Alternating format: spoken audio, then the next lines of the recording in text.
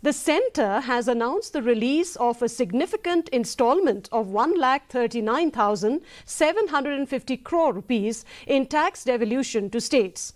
The Finance Ministry said that the release, which includes both the regular allocation for June and an additional instalment, is aimed to bolstering state government capacity to accelerate development and capital expenditure.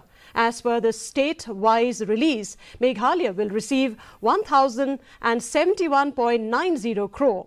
Meanwhile, Meghalaya Chief Minister Conrad K. Sangma thanked the centre and the Finance Minister for releasing the funds. He said this is significant because this is a bonus and double benefit has been given, which is a great gesture and way to start the new government. To everybody that why this is very significant is the government has released 2 installments of the devolution of the taxes which was meant for the different states.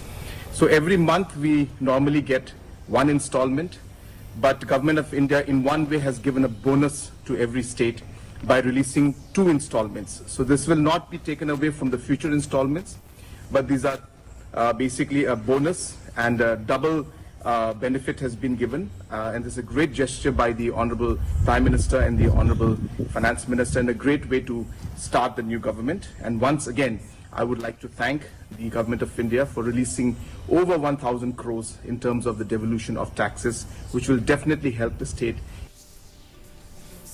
Following